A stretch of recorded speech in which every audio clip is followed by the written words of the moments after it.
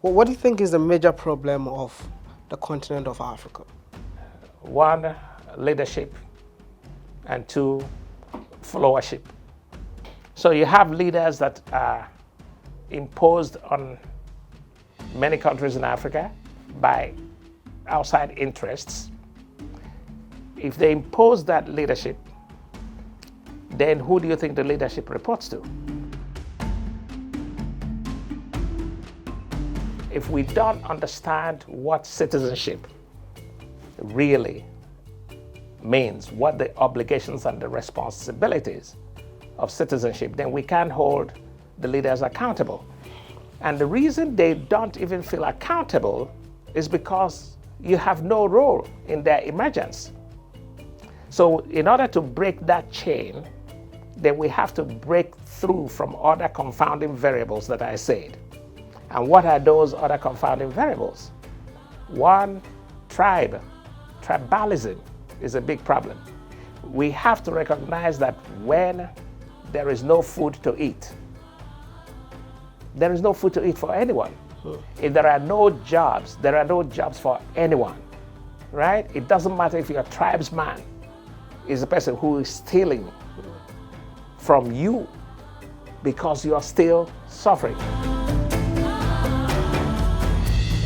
I strongly believe that Africans are capable of managing their own affairs. I am a firm believer that Africans can build and develop their own countries. Do you believe that an African is capable of managing his own affair?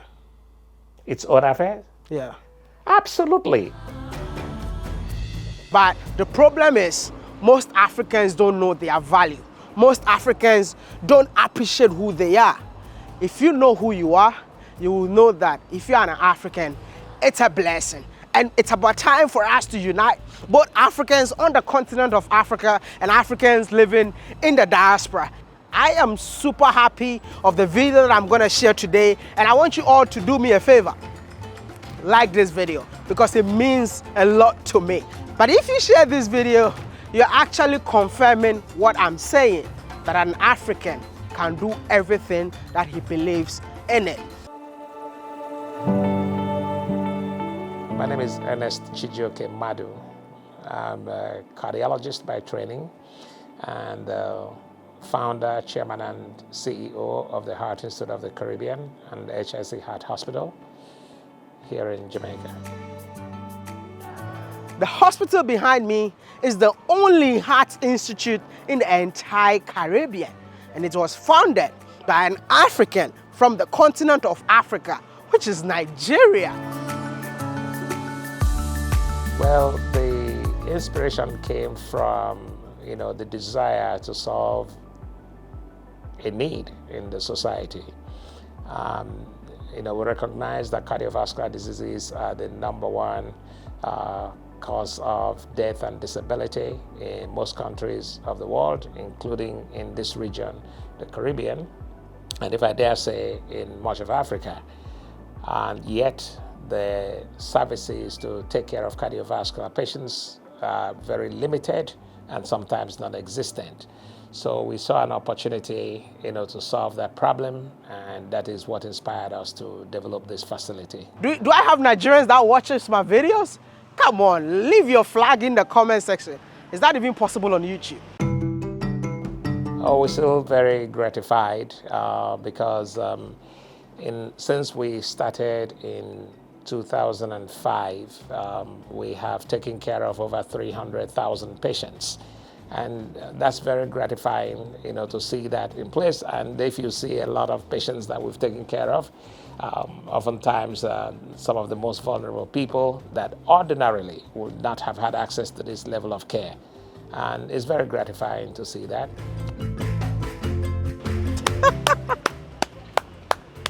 Come along with me as I introduce the owner and the founder of this hospital behind me. They're doing an incredible job, and it's about time for us to know more from him.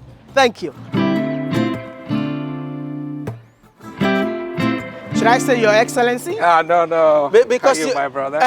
Because you've done so much that the excellencies that we celebrate hardly do it on the continent and out of the continent. You're amazing. Thank you. Thank you. Wow. This is the only heart institute in the entire Caribbean? Yeah, yeah. So, meaning before you established this, nothing like this existed? No. Oh my goodness. What really inspired you to do this in the Caribbean? I went to medical school in Nigeria, right? So I graduated from medicine, then went to the United States for the training. Trained in medicine, trained in cardiology, trained in nuclear cardiology, and was on the faculty at major academic centers in the US. And then ultimately, we started building healthcare businesses. In the US, we've done several successful enterprises in the United States. So the visit to Jamaica was supposed to be a vacation. So we came on a vacation in Jamaica, I think it was sometime in 2003. And my position has always been that you have to build sustainable systems. And charity is not the answer, because when you give charity, when the benefactor decides not to give anymore, everything dies, and you have to develop the system. So coming on that, and I was coming on a vacation to Jamaica, and a family friend that we stayed with was having some cardiac symptoms, was short of breath. She was trying to get a cardiologist to see her, and she said the cardiologist, the appointment she was given was like 6 months. I said, no, that's not gonna be helpful. Remember, I'm a cardiologist. I said, you need to see somebody, because she was short of breath. You need to see somebody immediately. I said, okay, let me call. Can you at least try to get an echocardiogram, which is a cardiac ultrasound? She called again. They said about 4 to 6 months. I called the place, tried to facilitate for her. I wasn't successful. Oh my goodness. Right? Ultimately, she went on and went to Miami to see a cardiologist, because that's the only place she could see one so quickly. And then went back, and then, that thought just stayed with me. I said, Jamaica is not that far from the United States. It's just a stone throw away. I say, okay, the trip to Nigeria is about 12, 13 hours. Trip to Jamaica, maybe 2 hours. I'm here. We can solve this problem because we know how to do it, right? And we can solve it and make it available to people at a fraction of the cost in the United States. And that's where we started doing the feasibility study and started reaching out to local practitioners and cardiologists, met some nice, fantastic young cardiologists that had trained in the US and had come back, but were not deploying their skills properly. And they were asking questions, so where can you get this done? Nowhere. So a lot of things were not available, and we started putting a structure together. It was very clear to me at the time there was not much, and a lot of people, the ones who had the means, were going to Miami to get it done, or somewhere else in the United States, and the ones who didn't have the means just didn't have access. The problem with that is that you take away the money that doesn't exist and then give it to those who have more. And then if you take it away from the system, then those who can't afford it, there is no way to help them. And we wanted to do it, but we also wanted to do it in a way that is inclusive. And so we put the system in place and then created mechanisms to make sure that those who had the funds to go overseas can get it done here. We also made it possible that those from other Caribbean islands can come here and get it. And then we created a cross-subsidization model that allowed the very poor to benefit from the services, because we have cross-subsidization, tiered pricing. We have some people that get things for zero, right? And we have some people that pay full price. And that way we cover most of the people. And we introduced a membership program. For a very small amount, you get the membership, and then you can get to see a cardiologist 24 hours a day, 7 days a week for 1 year. You can come to our emergency room at no cost, right? And anything else you need, you get it at a lower price. And you can see our fleet of ambulances. So it's a model that we think is very adaptable. It's a model that we think will work very well for most African countries. And we've helped some people, elsewhere, give them ideas of how to get these things, done. And this, we're very happy with the way the community has benefited from it. So were the doctors that working here, are they all Jamaicans or? You remember what, in Nigeria they call it jaba. One of the biggest problems we have in the global south is that the Western countries devastate the health system by poaching talent. You can't blame the talent for moving, because if you don't have the enabling environment, if you don't have the infrastructure for them to stay, they will Japa. go. They will japa, right? If you don't understand what japa is, just like leaving the country, yeah? Right? So when you come to many developing countries, you have a deficit.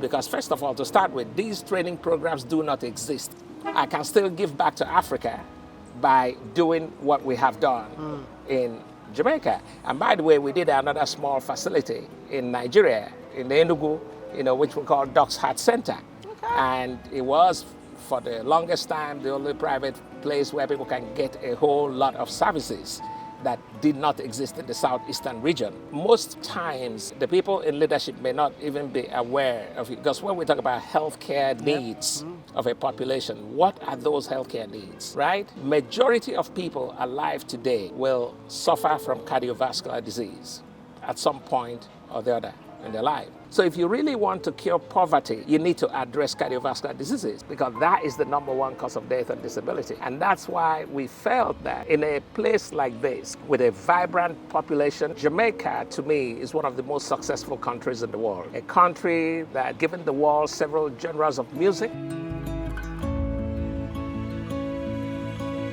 A country that dominates field and track. It's only 3 million people. It's like a dot, but look at what they've accomplished. And so it was such a delight for us to have the opportunity to do something like this in Jamaica. What is one unique thing about the Institute? For us, the most important thing is proof of concept. Right? It shows that world-class cardiovascular care that people have equated to going to Western countries for can be provided to citizens in a developing country environment at a fraction of the cost. That's, to me, I call it democratization of healthcare.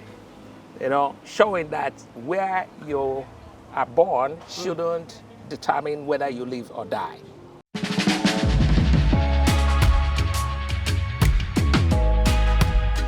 So this is our waiting room for outpatient cases. People come in, and then this is where they are processed. So we have, this is my colleague, Dr. Suleiman, interventional cardiologist. He's a consultant. We're gonna take a minute. You can see that we have electronic medical records. But the electronic medical records is what allows us to keep a track of the patient visits and document their visits. We've had it since 2005, from when we opened. At the time we had electronic medical records, I'll tell you, about 80% of practices in the United States did not have it at the time. So it's a very essential part of modern practice, because it protects patients' confidentiality, because you don't have loose pieces of paper flying around. You also it makes it easier to track what is happening with the patient, that it has digital footprint. This is a nuclear lab. We use this lab to assess flow, into the muscles of the heart, and then determine the function of the heart and so on. It can help us determine whether somebody has had damage to the heart muscle. There's something that is very unique about this lab. Right now, there's a few of them around the Caribbean, but only very few will do cardiovascular imaging, because you need special training and skills to do that. We have a place there we call Hot Lab, where we get the nuclear generators, and then we produce the pharmaceuticals in there. in order to do the examination on the patients. So why is this important? One of the most important causes of heart failure, one of the major causes of heart failure we're recognizing now is something called cardiac amyloidosis. And guess what? It is more common in black people. And who are these black people? The people from Southwest Africa, Nigeria, Ghana, Ivory Coast, Togo, all of those. And it is the same place that a lot of slaves were taken from. What does that mean?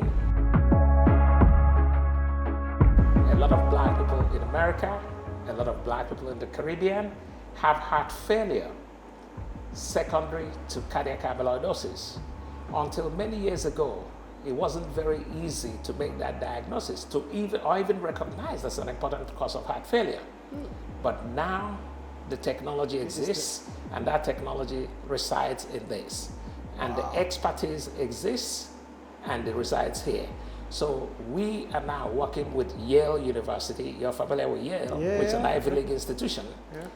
HIC and Yale working together, developing the Cardiac Amyloidosis Center for the Caribbean, right here, right? They develop it right here? Right here at HIC. So we will be doing a lot of investigations, understanding how this disease happens in this community, understanding what best treatment, because the treatment is expensive. And we'll be working with the manufacturing pharmaceutical companies to make sure that that treatment is extended to our people, whether in the Caribbean or Africa. If I showed you the map of where the treatment currently exists, you will cry, because the whole of Africa and the Black Caribbean doesn't have access to treatment for cardiac amyloidosis, and yet we're the ones that have the disproportionate burden of the disease. But if you don't have a center like this, it will be impossible to even dream of having a treatment or diagnosis. I guess HIC will be the new solution.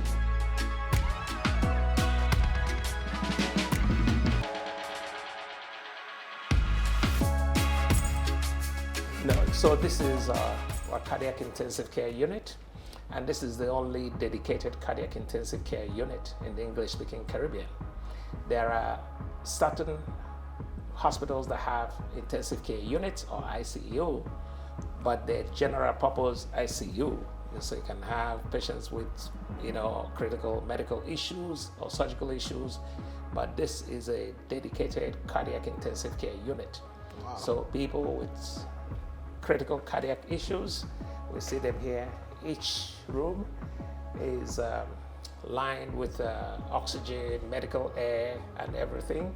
And then we have the monitors. So the beds are special beds that can check the volume of fluid in the patient, and monitor what we call hemodynamics for patients with heart disease, right? And then you see each room is dedicated to each patient, and there are ventilators that we can run if we need to put patients on a breathing machine. The unique thing also that you will see is we have central monitoring station. Okay. You can see that. So when patients are in these rooms, the nurses can sit here and then see everything that is going on, or they can go into the room. The electronic medical record is also there. So there is cross communication going on. All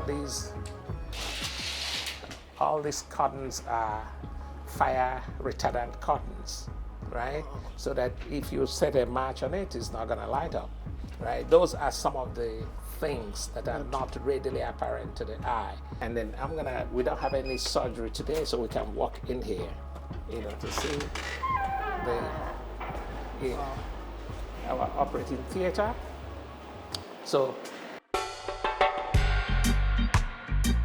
Doc, it seems they've done a lot of investment in the Caribbean? Because you know what you've done is a lot of investment. Yes. But why you chose to do such an investment in the Caribbean? So, first of all, the need was great, right? Yeah. And we knew we could solve the problem. Why not? Right? That's number one.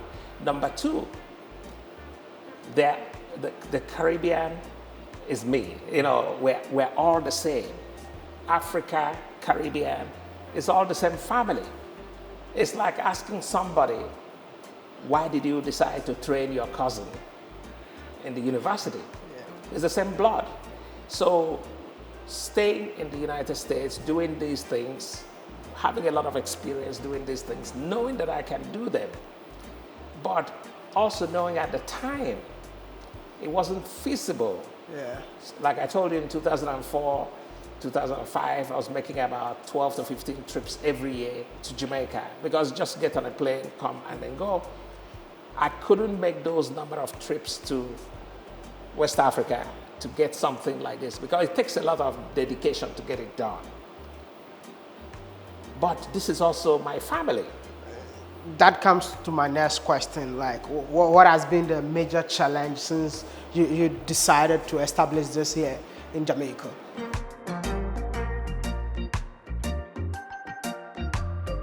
So one major challenge is access to affordable capital, right? Because if I was operating in the United States and I needed to get this, there are 20 companies that will just give you a piece of paper to sign here and they deliver it tomorrow, and then they can pay over the next 100 years, just, you know, for a manner of saying. When you're doing something like this in the Caribbean, and I dare say for most of Africa, they want full payment before you can move it. And that limits your ability to scale because you need access to capital, right? And you need access to affordable capital. So when you're talking to local banks, they also do not understand what you're trying to do. Second challenge is workforce, because you're going to have to hire people from all over the world. While the talent is running to much of Europe, you know, and America. So if you're doing this in America, there are training programs in America that train people in, because it's not just doctors. So you're going to have, you will need a cardiac surgeon, but you also need a cardiac anesthesiologist. So you have to go in the international marketplace. But you're now competing with the more economically vibrant societies, right? And you're also competing with environments where people have been indoctrinated from childhood that that's where the opportunity is. So their mindset, first of all, is I'm going to America, I'm going to UK. But you're saying, listen, I can give you a better quality of life in Jamaica. But that's not what his father and grandfather have been told. So you compete in that area. The second, and then as you're competing to bring that workforce, the same Western societies make it difficult for us. And I'll tell you why. Not only do they offer jobs at higher rates, which is fine. Competition is okay in business. When we talk about capital, we don't want you to give us a gift. We want access to capital. We want fair trade agreements, right? I don't want you to offer to sell me something for $100 when you're selling it to my competitor for $20, right? We want fair trade agreements. We want fair negotiations. We want respect, right? We don't want to be treated as charity. We're not charity. We are just making it affordable because we need to generate the resources to keep it sustainable, right? But then here is the unfair advantage, the unfair competition. We hire somebody from Ghana, and then they need a transit visa to come to Jamaica. And we have all the documentations. We're in existence more than 20 years. We're reputable. We have partnerships with international. We work with, various agencies. We work with TED, we work with GE, we work with, we have reputation that is unmatched. And you can go to Google and find who we are. But we give all documentations. And then people go to the British Embassy, for example, they deny them transit visa to come to Jamaica. They go to German Embassy, they deny them transit visa to come to Jamaica. And then you have to start looking for circuitous route that will cost you 3 times as much, right? So that creates an unfair competitive advantage, for us. Then we have problem with maintenance. So you buy big equipment, you may have warranty. When it's time for maintenance, to get people to fly in from the countries where you buy these things for, is not always easy. Wow. How do you feel working in here? Definitely, it's when I first came here like 5 years ago, it was a little bit challenging because for me, it was a new experience. And also like the way I was trained and so on, it needed like a lot of things to be available here in Jamaica. I'm originally from Egypt, and this is like a developing country, and also here like the same. So we are struggling a little bit with resources. But when I came here and I met Dr. Madhu, and we started to talk and discuss how can we improve the services here and the things that we are offering to like Jamaican people and even like any overseas tourists or anybody. So he was like so understanding of that this is like a very dynamic service that we need in the cath lab and interventions and so on, and also it's evolving like every day. It's something like new every day.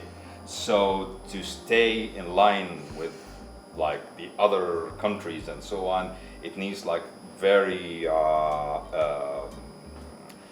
like continuous effort to maintain that kind of like services and so on. Thank you so much. You're welcome. Yeah, and you guys are doing an incredible job, Yeah, So it's like an African Union thing. Thank you.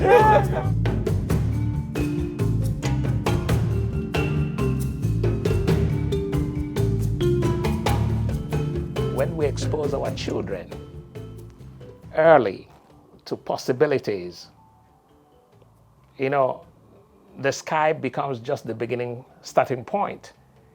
Because what hobbles us often in Africa is we're not oftentimes trained or indoctrinated into believing in our own abilities, in our own capacity. Africa can rule the world. Many countries in Africa can be doing much better than they're doing. And that's one of the reasons I'm so impressed with Jamaica as a small island nation with very limited resources and what they have done with what they have. So one of my goals is to try to inspire and encourage the new generation of Africans, Caribbeans. And one of the messages I'll be imparting to the young people is to believe in yourself. You can do this. I gave a lecture at Harvard University not long ago to a group of students. I made the same point. I want that point made across Africa, across the Caribbean. We need to de-emphasize charity. We need to begin to more emphasize investment. We need to begin to emphasize trade. We just have to insist on fair trade agreements. Do you believe that an African is capable of managing his own affair? Its own affairs? Yeah. Absolutely. Many of the most developed economies, if you peer deep, the key drivers are oftentimes Africans. Let's talk about Nigeria, for example. Every study after study shows Nigerians in America, Nigerian Americans, are the most educated immigrant group in the United States. My problem is, if we know that, why not use that to advantage to build our own continent? Well, so it goes into geopolitics, right? Who doesn't want you to know that? In whose interest is it that you don't know that? Right? That's why we're doing what we're doing. If you called the so-called multilateral agencies to do a feasibility study for you about a heart hospital in the Caribbean, I will guarantee you that many of them will tell you that it's not doable. Instead, they will encourage you to find a way to channel those patients to hospitals in Florida. Who benefits from that arrangement? The United States. Of course, you're taking resources from the places where it's limited and moving it to the places where theoretically they have excess, and you become further impoverished. And that is why we have to understand that when you're in a negotiation, you have to understand who are you negotiating for. Are you negotiating for the Caribbean? Are you negotiating for Africa? Or the person who's advising you, where is his interest? It starts from a core belief system that we have to first believe that we are capable and we can do these things because we have done it. We need to empower ourselves. We need to trade between each other.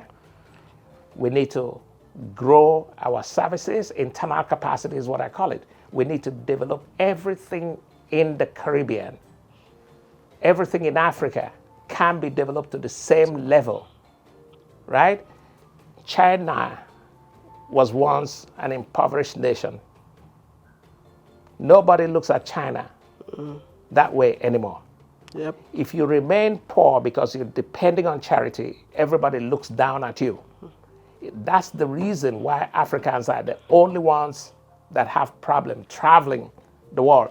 If you limit our people from traveling and engaging in meaningful business relationships and trade with the rest of the world, it's a disadvantage. Yep. So that's some friction that needs to be solved. I want to say you're doing an amazing job in here in the Caribbean, and we're so proud of you. And we wish you all the best on this journey. And thank you so much Thank you for talking to us.